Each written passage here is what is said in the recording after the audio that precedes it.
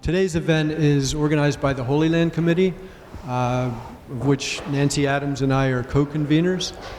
And we're honored today to have as our guest Reverend Dr. May Elise Cannon, who's in the back. And Reverend Ann Dursey will be our moderator. We're going to have, I think, a very stimulating discussion that fits right into the social justice theme that we've been covering this fall. May is an ordained pastor with the Evangelical Covenant Church, and she's currently the executive director of Churches for Middle East Peace, which is a coalition of 27 national church communions and organizations, including Catholic, Orthodox, Protestant, and Evangelical traditions. May's also written, she's a pretty prolific author. Her books are displayed here on the table. There are a couple of books that attracted our attention on the Holy Land Committee. The reason that we invited her to talk about social justice and how it fits into the Holy Land and some of the issues that we've been discussing this year in previous forums.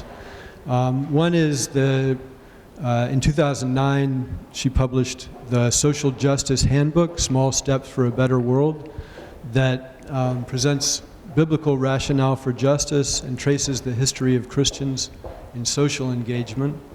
And then more recently, in 2012, she wrote Just Spirituality, How Faith Practices Fuel Social Action. And that addresses some of the themes of this series that we're doing this fall. So our format today will be that May will talk for 15 to 20 minutes, and then she and Ann will go up on the stage and have a moderated discussion, and then open the floor for question and answer for about another 15 to 20 minutes at the end. Okay, so we'll also pass the mic around for the questions later on. So without further ado, turn it over to May. Thank you, Kirk. Good to be here.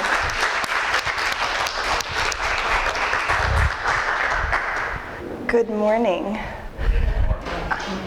I'm going to cheat and look up a couple of things as we spend some time together this morning, but we're going to try to cover a lot in 15 to 20 minutes. History.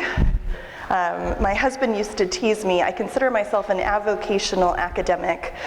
And so I have 3 master's degrees, one in bioethics, one in business, and one in divinity. And instead of, that expression, jack of all trades, master of none, he used to say to me, master of all trades and doctorate of none. So I went and got 2 doctorates. So one of my doctorates is in spiritual formation and the other is in history. The history of American Protestant engagement in the Israeli-Palestinian conflict. And the dissertation was called Mischief Making in Palestine. So some of my critics say that I often bring mischief wherever I go. And so welcome to that conversation. So in the next few minutes, I do want to do a little bit of spiritual formation, a little bit of history, really to provoke some questions that I think could be helpful for you as a congregation. My understanding is that you're wrestling with what it might mean for you to engage more holistically in social justice. And so what is social justice? Which we'll definitely talk about some today. I happen to be an evangelical. In today's day and age, I sometimes whisper, not that kind of evangelical. So don't hold it against me. But social justice in the evangelical context is considered a 4-letter word. I've been called a Marxist. I'm like, read Leviticus 25. It talks about distribution of wealth. I'm not a Marxist, right? But what does the Bible have to say about it? But social justice in the Christian context is quite controversial. And so why is that? So I'm going to take us back to 1925. Here in the United States, this question is directly relevant to a lot that was happening in the U.S. 1925 was a turning point year.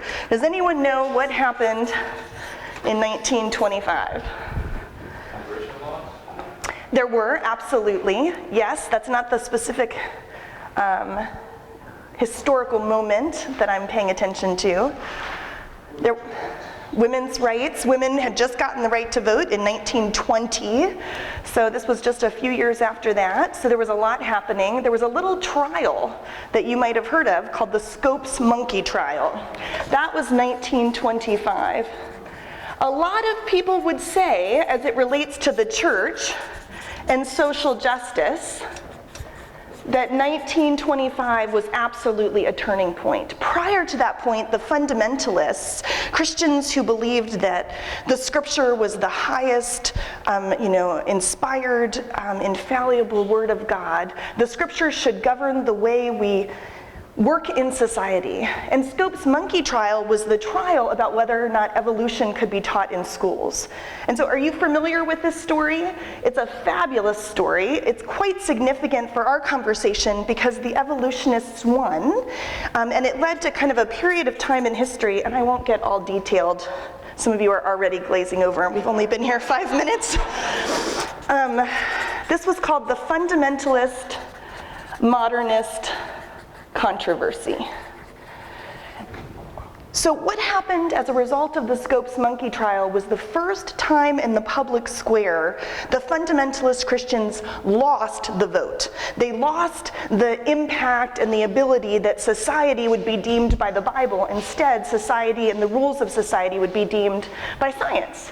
And so this was considered a turning point in the history of this question of the church and social justice, because there became a division in the church that was focused on what came to be known as the social gospel.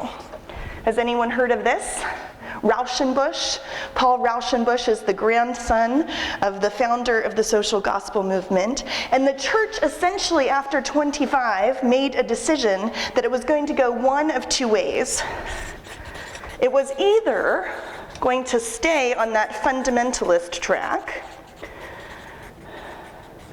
where scriptures would be elevated, where personal piety and righteousness would be emphasized in the context of the church, or the church would begin to pay attention or increasingly focus on the needs of society or social justice.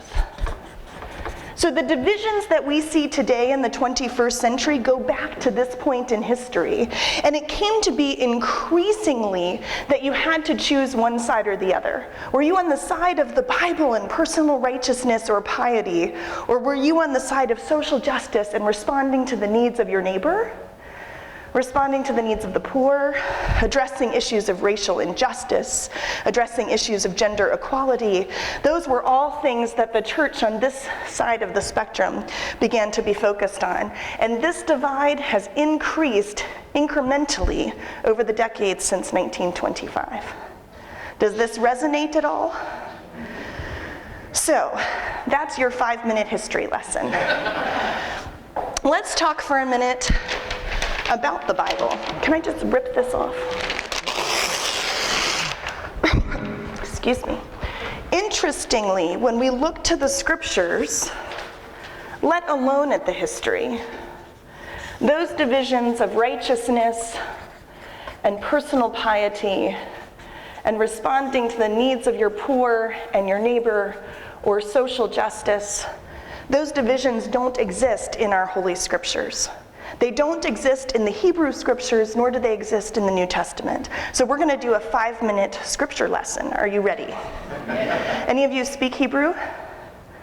Good. You won't know if I mispronounce my words. I'm going to teach you 2 Hebrew words. The primary word in the Old Testament for justice is mishpat. Say that, mishpat. Mishpat. That's justice. The primary word for righteousness in the Hebrew Scriptures is tzaddik. Say tzaddik. Righteousness. Interestingly, throughout the Old Testament, when you see these 2 Hebrew words, mishpat and tzaddik, almost every time they're seen together. So, any good academic or lawyer will cite their evidence, and I'm going to give you some. Psalm 89:14, righteousness and justice are the foundations of your throne. Speaking of the throne of God. Love and faithfulness go before you. 2 Chronicles 9:8. Praise be to the Lord your God, who has delighted in you and placed you as in the throne as king to rule for the Lord your God. Because of the love of God for Israel and his desire to uphold them forever, he has made you king over them for what purpose? To maintain justice, mishpat, and righteousness, tzaddik. Here's one more, and I could give you hundreds. I will not. I'll just settle with 3. The Lord loves righteousness, tzaddik, and justice, mishpat, for the earth is full of his unfailing love. Do you agree with my assertion? I have hundreds of more examples if you don't. The correct answer would be yes. So, in the Old Testament, we see these two ideas side by side. What justice meant for the Hebrew Israelites, what it meant was that society would be made right. So I cited Leviticus 25, and we won't do an exegesis of that chapter. I'm sure it's all of your favorite. But justice looked like the poor being fed, or food being left behind for the poor. Justice looked like prisoners being set free. Justice looked like land being returned to the original landowners. We see this in the New Testament in Jesus' first sermon. Anyone know where that is? It's in one of the Gospels. The Nazareth sermon in Luke? In Luke, that's exactly right. Leave it to the clergy.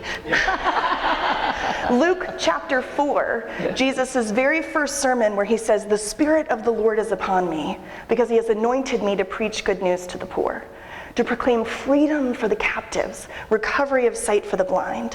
What Jesus was talking about was Leviticus 25. He was quoting the prophet Isaiah, who had taught these principles of justice and of righteousness. So righteousness was about being in right relationship with God. Purity of the heart, purity of the mind, purity of the soul. So these two things in our faith tradition were integrated and couldn't be separated until the English translation of the New Testament. Are you ready for this? You don't look as excited as I would like for you to be.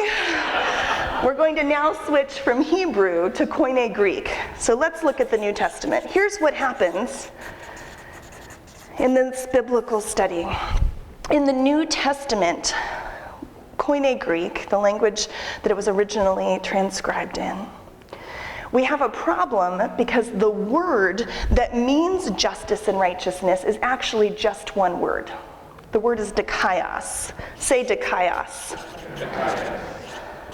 Dikaios. So dikaios means justice and righteousness, and there's just one word for it. This word appears more than 100 times in the New Testament. In the English translation, almost every time it's translated as righteousness and not as justice. Guess how many times dikaios in the New Testament in most English translations is translated as justice? Once.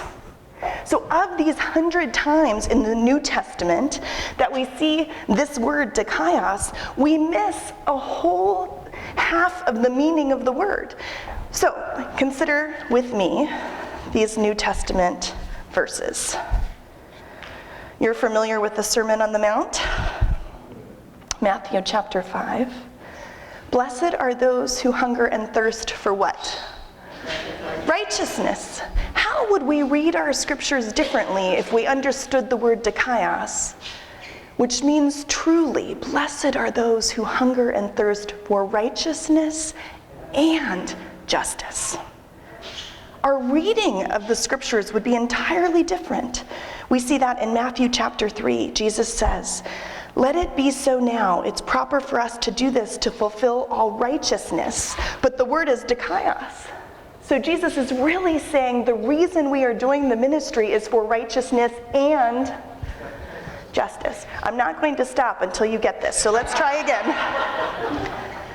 So this is from Romans 1:17. For in the gospel, the righteousness and justice of God is revealed. A righteousness and justice that's by faith from first to last.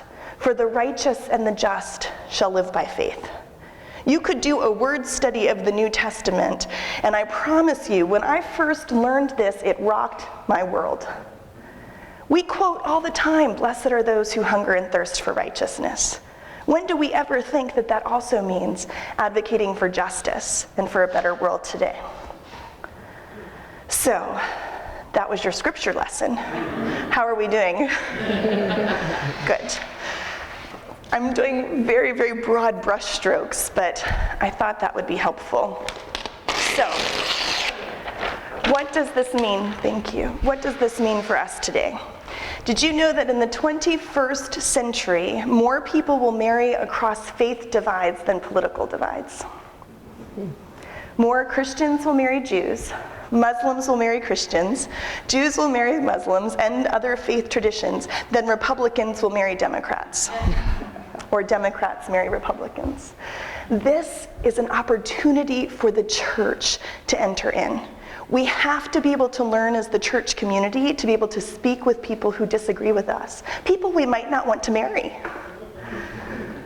We have to be able to, as the church, to look at questions of what are the issues within our society that demand justice. Now, the responses to poverty, there's lots of different ideas. Is it the government's responsibility? Is it the church's responsibility? Is it the private sector's responsibility? Part of the opportunities for the church are to wrestle with these questions and to learn to do so in ways that are respectful, where the church won't split, which is a very viable possibility, and where we can figure out ways creatively to respond to injustices we see in society.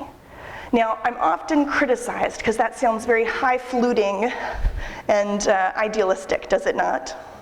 So what does that look like? And so that's actually where there's an opportunity. Your Middle East group, I don't know if you have policy positions or if you have things that you've said, these are values that regardless of where we're coming from, in terms of a political perspective, these are values that we want to espouse and that we want to practice, as a church community.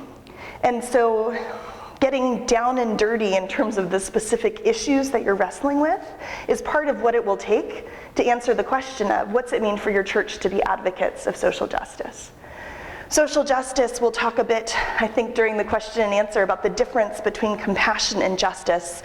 But one of the core components of justice is dismantling unjust systems. It's not just putting Band-Aids on solutions, but actually addressing core causes that contribute to conflict or violence or injustice.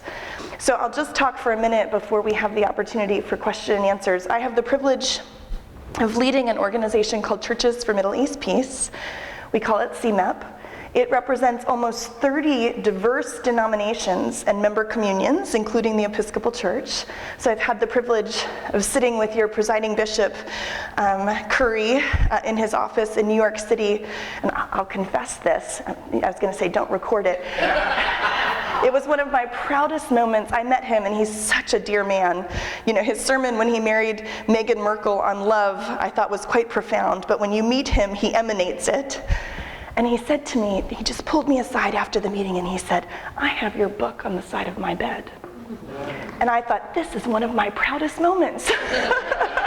Which one of your books? It was Just Spirituality. Oh, okay. Yes, it was before he actually became the presiding bishop, and so I was quite proud. I totally got distracted. Churches for Middle East Peace. So, we have 30 diverse denominations: Catholic, Orthodox, the traditional churches of the Holy Land. We have evangelicals, of which I self-identify. My denomination is represented. We have peace churches. We have the Unitarian Universalists who are members. These 30 denominations don't agree on anything.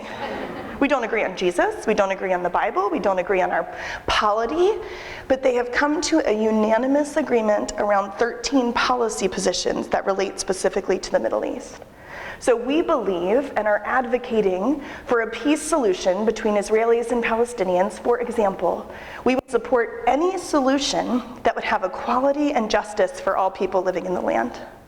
So that's something, guess what? Democrats and Republicans can agree to that type of policy position. So our advocacy work with our elected officials, with heads of state, we meet with the White House. Regardless of who is in the administration, we seek to influence and educate our elected officials to advocate for a just solution that will allow for equality for Jewish Israelis, for Palestinian citizens of Israel, and for Palestinians living in the occupied Palestinian territories. And so that's a specific example of what advocating for a new system as it relates to the Israeli-Palestinian conflict might look like. So, I'm out of breath.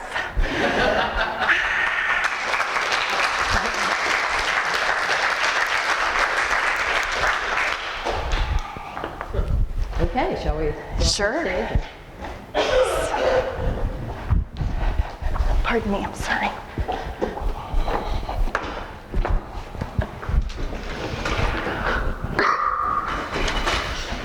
Have some water. First of all, in full transparency, I want to tell you I have 2 of her books by the side of my bed. The one that Bishop Curry really liked, Just Spirituality, and then this one, Social Justice Handbook, which would make a fascinating book study, I think, here at St. John's. And I look forward to asking you a few questions from the writings there. But let's start with the key themes for this forum, as we discussed before, are what is justice? Yes. And why should we pursue it? And I thought we should start with the easy part first. The second part, why should we pursue justice? We do have to ask that question because of the divide that you pointed to, in the church between inner piety and outward action, and the fact that they shouldn't be separated. So tell us, why should we pursue justice? Sure. Well, I think the Sunday school answer is because Jesus said we should. And I say that a bit tongue-in-cheek, but also not lightly. Very clearly, for those of us who follow the Christian tradition, our scriptures, but also our traditions and our heritage have been about responding to our neighbors. You see in the parables even how we're supposed to respond when someone knocks on your door and asks for a loaf of bread. Right? Mm-hmm. And so, Matthew 25 says, whatever you do unto the least of these, you do unto me. That part of our mandate as followers of God is to seek to respond to the needs of our neighbor. And not only that, to love our neighbor, but also to love our enemy, which is, of course, much harder. And it's all rooted in love, because you opened this book with a discussion of love and say you can't understand justice if you don't understand the Christian concept of love. That's right. Say a word on that? Well, I thought I was coming in the west entrance, and I came in a different entrance, kind of to the front of your sanctuary during the closing of the morning service. And I heard Sari's benediction, where he said, the world is too dangerous to not be truthful and too small to not be full of love. I don't know, did any of you attend service this morning? Yes, he says that. I hadn't heard that before, but I thought it was quite profound. Sometimes, we can look at issues and they're issue specific. The whole second half of this book has almost 200 issues that are issues of justice, homelessness and poverty and prison and incarceration and, gender dynamics and racial issues, which are so profound and in many ways not getting better. And we can kind of get lost in the issues of justice. And a friend of mine, Shane Claiborne, said to me once, he said, May, you need to remember justice is not about issues, it's about people. Right. The people who are the most affected by unjust systems, which I think then compels us. What's it mean to love our neighbor? It all goes back to that. So you're saying, or I hear you saying, or I read you saying, it's not optional. We have to do it. It's our calling in life. That's exactly right. Okay. So knowing that, let's talk now a little bit about what is justice, first generally, and then maybe in the specific context of Israel-Palestine, since that's what you work on. And talk a little bit about this difference between compassion and justice, because that's the big divide that I feel, anyway, we're trying to leap over here at St. John's. And Yes. They may disagree, and you'll hear about it in the Q&A, but that's where I think we're at. Yes. Maybe define them first. Sure. So justice very simply is about doing the right thing or about being right or society being right. I often use language of the kingdom of God, that justice being manifested in the world is when the world looks the way that God intended for it to be, when all brokenness in the world is fully redeemed. And I keep pointing to Leviticus 25. That passage talks about the year of Jubilee where the world will be made right, where all of the wrongs in the world, will be addressed. And so the differentiation between justice or even social justice, I mean, there was a lot of discussion about this book. Calling it social justice was like putting a bullseye in front of it for conservative Christians, because social justice is such a critical idea. But really, social justice, at least for Christians, I think, is inspired and compelled by biblical justice, which is a bit of the argument that I started to make in our conversation. And justice is about addressing systems that cause brokenness in the world. So have you ever heard the story about the river and the person drowning in the river? That's a good one. So this is a common story used to differentiate between justice and compassion. So a man goes to a river and there's someone drowning, and so he swims out and saves this drowning person, and he's exhausted and he's on the shore. And then he sees, coming down, and there's a current, he sees another person drowning in the river coming down from upstream. And he's, fatigued, but he swims out and he saves this second person, and he's still fatigued, and 15 minutes later there's another person coming down upstream, who's drowning in the river, and he goes to save them and he's so exhausted he dies. It's a tragic story, sorry. The point of the story is compassion is saving the drowning person. Justice is going upstream to see that there's, an unjust foreman who's throwing people in the river in the first place. Justice is addressing why are people coming down the stream drowning, and justice is addressing that core issue as opposed to just putting a Band-Aid on, addressing the, not the cause, but the symptom. Right. And we're not saying compassion is a bad thing. It's a very good thing. But it's a first step in the direction of fulfilling our call. Yes, so this might not be popular. Sometimes I think compassion is a bad thing because it lets us off the hook. So I used to be a minister at a very wealthy, predominantly white mega church in the suburbs of Chicago. And there at the church, there would be ministries that were about, baking lasagna for your neighbor. And if your neighbor loses a parent or a loved one, taking them a meal is a compassionate and loving thing to do. And I think we should do that as Christians. But if that then allows us to ignore what's happening in downtown Chicago, 25 miles away, where there's injustices in the school system, where a child who goes through Chicago public school, has 1/10 of the resources, if that, invested in their future, and these wealthy suburbanites are taking care of one another by fixing lasagna, I actually think that's a problem. So if we want to dive into the other side of that question then, of deconstructing unjust systems, that's Yes. how you define the work of justice, of realizing justice. Yes. What does that entail? So I think it depends on the issue. I think, and that's where, when I say get down and dirty, let's talk about the education system. So in many cities around the world, the education system of public schools is determined by the taxes that are paid in that district.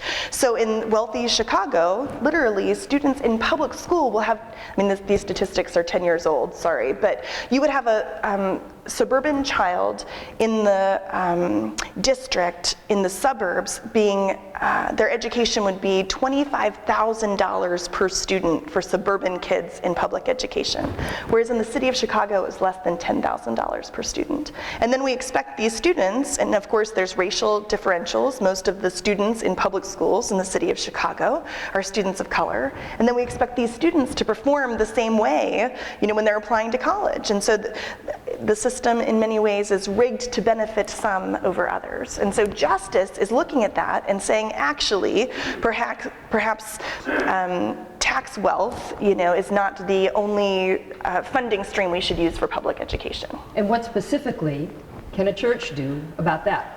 Yes. So a church can engage in advocacy issues, and one of the things that I encourage churches to do is to seek and pray and discern, are there unique issues that your church is called to address? So you have a Middle East working group, for example. So what are the issues of the Middle East that your church feels compelled, or that you've had exposure to, that you think are injustices that need to be addressed? And so having working groups that can then become politically active and engaged, which is incredibly challenging, but oh so necessary. If we can't have churches that can have groups with people that are represented from different sides of the political divides, creating practicing creative problem solving to address these issues, then I don't know that there's hope for our future. But isn't the Israel-Palestine issue quintessentially one where one side's justice might be the other's oppression, or the oppression on one side is justice from another's perspective?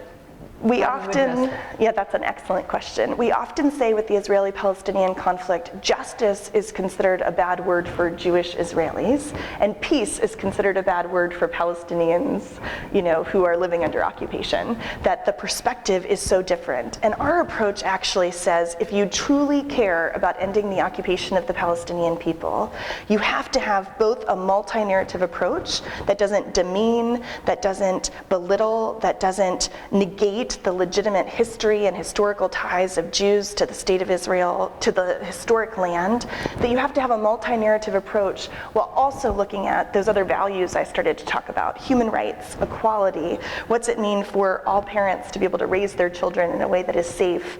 And so actually, the zero-sum game in the Israeli-Palestinian conflict is an anecdote that we can use on any justice issue in our current politics. If we have a zero-sum game mentality, we are never going to have practical solutions, ever.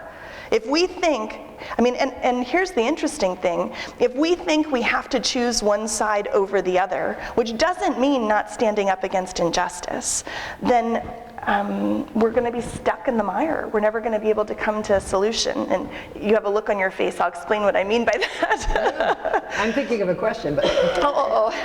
The Israeli security establishment agrees with us, for example. So former heads of the Israeli military would say that unless you end the occupation of the Palestinian people, there will never be peace and security for the future of Israel.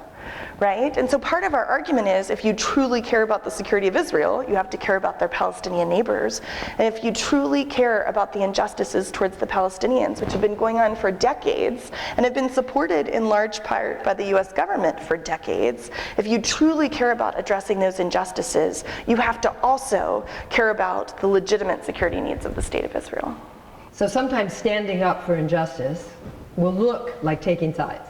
Yes. It'll look like standing on the side of equality, or standing on the side of human rights, or standing on the rights of people of color who have had, decades and centuries and generations of limited access to opportunities. So one thing we talk about in terms of a definition of justice is a just society is a society where all people will have equal access to opportunities and to resources. I think that's really important.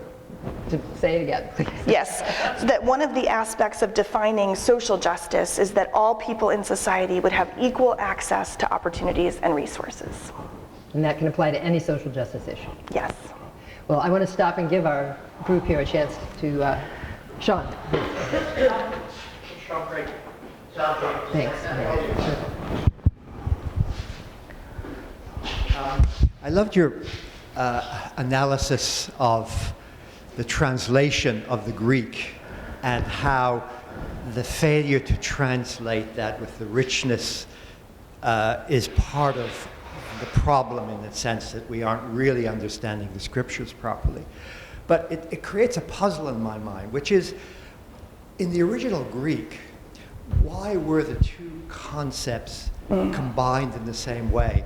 Because if you think about the kind of philology of the Bible, you go back to Erasmus. From that time on, we've looked at the original Greek and compared it to the Vulgate, and we've done retranslations and thinking about the language. And I'm puzzled why, whether there's something deeper here in terms of the underlying concept in the Greek, which meant that we really didn't make the distinction as sharply as we do now between righteousness and justice. So is there something really in the underlying concept here about how the two are combined?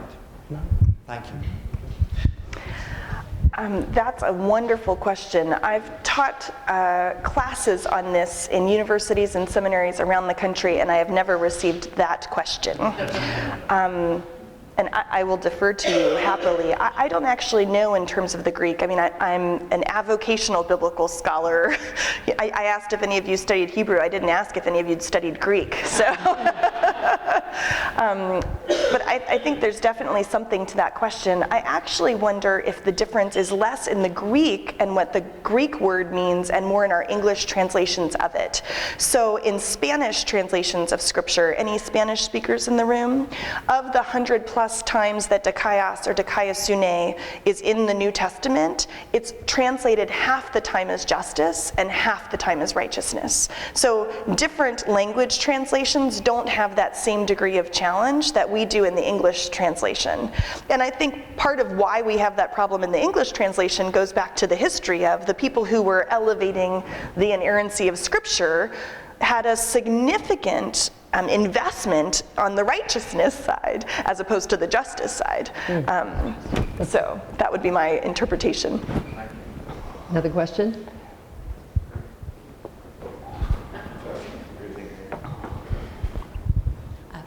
I'm just curious, I think what you said about the sort of division within the church was really interesting, but when we look today at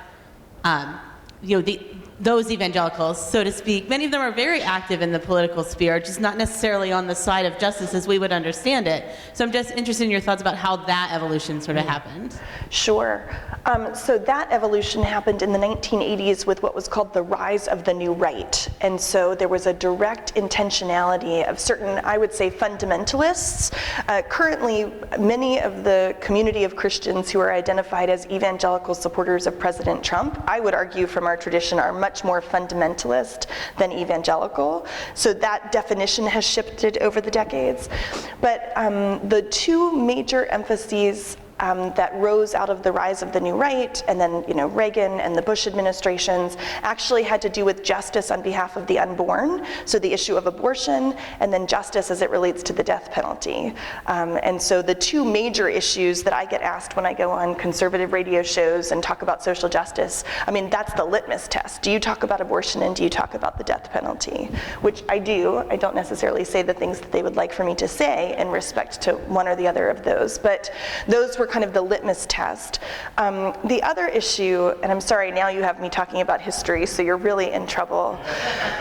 It's fascinating to look at what was happening in the U.S. coming out of the 1960s in the church. So the civil rights movement was, a church-led movement coming out of black churches in the South with Martin Luther King Jr. and, very much inspired by church traditions coming out of the South. For the white conservative church, which was very much a part of the rise of the new right, for the white conservative church, the view of the 60s, excuse the expression, was that the U.S. was going to hell in a handbasket.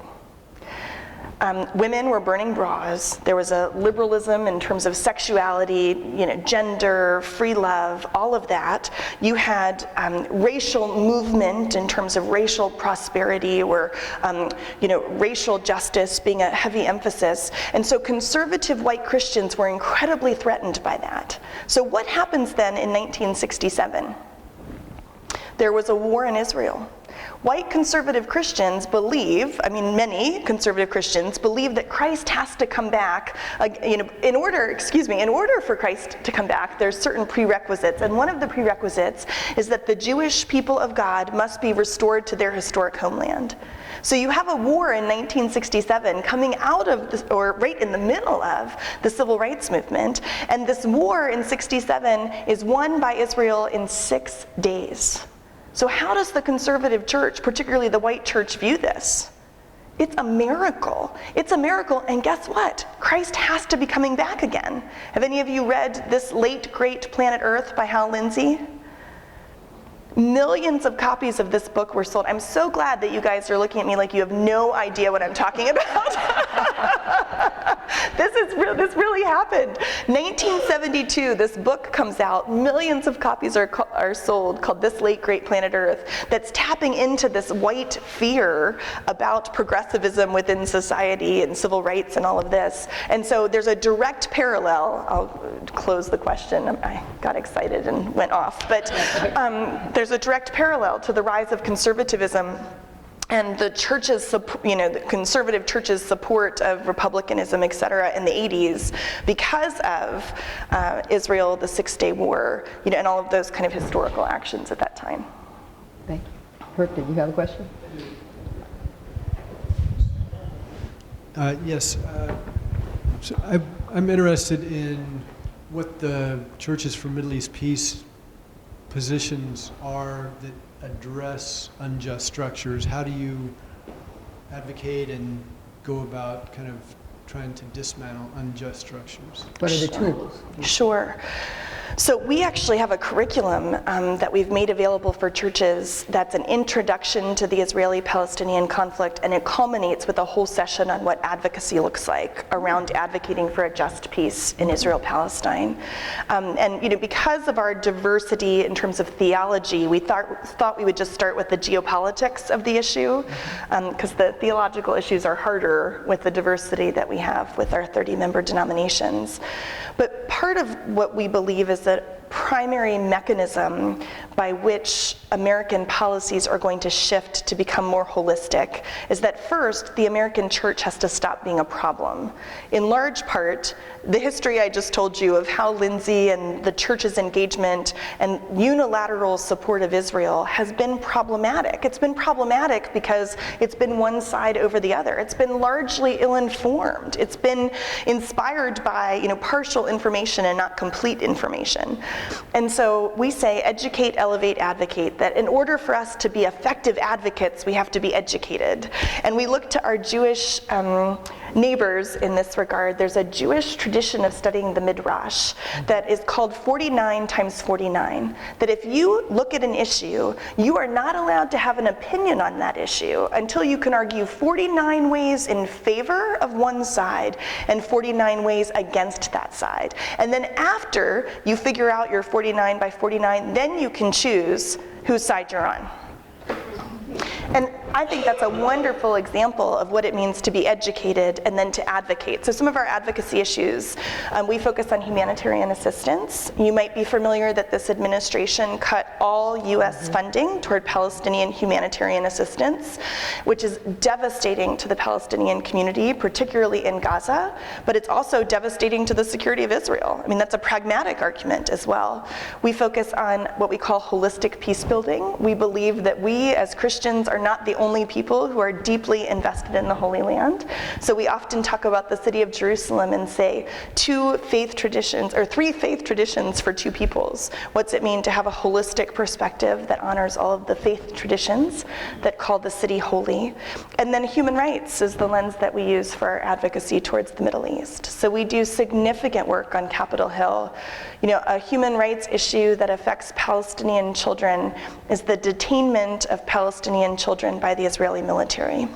So at any given time, there may be 150 to 200 Palestinian children in the West Bank who are serving in Israeli military prison. The vast majority of these youth are arrested and detained for having thrown stones. The majority of them, when they are arrested, they're arrested in the middle of the night. The Israeli military comes in and takes the children out of their beds. Their parents often don't know where they're going. And then there's a series of events that actually the United Nations has said the collective series of events of youth being arrested at gunpoint with dogs, being put in a military vehicle, being taken to a settlement. The United Nations has deemed that treatment torture. That the treatment of Palestinian children in that regard is an injustice. And so we're working with Betty McCollum on Capitol Hill for legislation that would address the unjust treatment of Palestinian children. Since you mentioned Capitol Hill, I'd like to ask you about a controversial policy. It's boycott, divestment, and sanctions. I don't know where Churches for Middle East Peace stands on that. Could you explain a little bit what that is and why it's controversial? Sure. So boycott, divestment, and sanctions is a movement. There's a Palestinian national movement, which was where it began. Many Palestinians would say, unless you are supporting the boycotting of particularly Israeli settlement products, but the boycott actually calls for a boycott of all of Israeli products, depending on kind of which division of the boycott you're talking about. But many Palestinians would say that's the only effective mechanism to address the injustices of the Israeli occupation. Because it's the only way to put pressure pressure? Or? Because economics is one of the major mechanisms to put pressure. The argument is actually based on, you may be familiar, boycott and divestment and sanctions was one of the major mechanisms used to dismantle apartheid in South Africa. And so what's controversial about the issue, there's kind of a broad spectrum. There's people who are against boycott. There's people who call for a full boycott of all products related to Israel, or an academic boycott. You might have heard of musicians. There's a lot of pressure for musicians to not perform in Israel. And then there's a more moderate approach, which is called a limited boycott, or a boycott of only products that are made in settlements. So the European Union, for example, a few years ago actually came out with a policy where they label settlement products so that consumers could make smart choices and not buy products that are made in settlements, for example. Part of why boycott is considered controversial is because of the history of boycotts against the Jewish people. So one of the precursors to the Shoah, or the Holocaust, for the Jewish people was the boycotting of Jewish stores and Jewish goods in Europe. And so there's a very visceral and deeply entrenched history. And so that's one of the major arguments against it. Churches for Middle East Peace, we are neutral on the issue of boycott because our almost 30 member communions have very divergent perspectives. Many of the traditional churches in the Holy Land won't call for a boycott, because if they called for a boycott, they would lose access to visas, and they would experience a lot of pressure from the Israeli government. And so the cost of a boycott in that regard would be quite severe. And then we have other groups that call for a full boycott. Our position is neutral, except we believe that as adherents of the Constitution of the United States, that it is a fundamental principle of free speech to be able to have the right to boycott. And so we are doing a lot of advocacy on Capitol Hill to protect that right, because that right is significantly under threat. There was legislation proposed last year that was called the Israel Anti-Boycott Legislation that would make it illegal not only for businesses, but for individuals to boycott Israeli products, to the point to where an individual, if they were convicted under this law, had it passed, it did not pass in that capacity, but it's still being considered. If that law passed, an individual could serve up to 10 years in prison and have to pay $1 million fine for boycotting Israeli products. And this is a major issue in state legislation and in state laws. There are actually companies that cannot get government funding from certain states if those companies boycott the state of Israel. And that's a fundamental violation of free speech in the US Constitution. So we work closely with the American Civil Liberties Union, the ACLU, to advocate to protect that right. Was that Senator Cardin's bill, or was his? I know Senator Cardin, our senator, was one of the advocates for a bill around boycott. Is that the one that you're referring to? Yes. Is that his bill?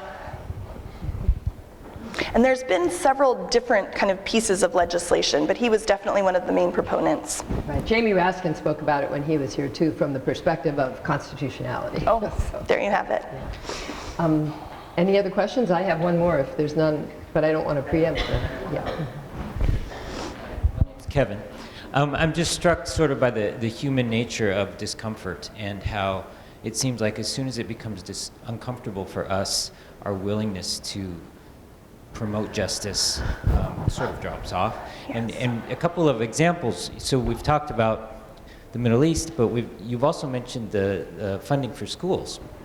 And I couldn't help but think, if we advocated for a change there, what would that do to my property values? And so the whole thing, the idea came to, the thought, and a sword shall pierce your own soul, came to me, because it's like, well, if I advocate for that, I'm advocating for something that's going to potentially harm me economically. And then you made the statement just a minute ago as well that said the same thing. It's just a comment. I feel like getting down and dirty, you use that phrase twice. We need to bring it closer to home at the same time. If I may, I think you just hit the nail on the head in terms of the spiritual formation issue at question. Do we have the courage we used to say at World Vision all the time, break my heart for the things that break the heart of God? Do we have the courage to enter into that discomfort, to stay with it, to even be willing to pay cost, material cost or otherwise? In the work of advocating for justice for Palestinians, you will be hated. and people will say terrible things about you. I have been called a handmaiden for Hamas because of advocating for the end of violence in Gaza and the devastating effect of children, right? And I mean, that's superficial to material cost of what's it mean to actually give up wealth or give up access, which I think are very, very legitimate spiritual questions for us to wrestle with. Nobody ever said being Christian is easy, right? There you have it. So we have to wrap it up now, and I'm very sorry because there's so many more things I would love to ask you about, but this has been incredibly valuable. I'm sure everyone here will agree, and maybe we can have you back again. Thank you. Thank you.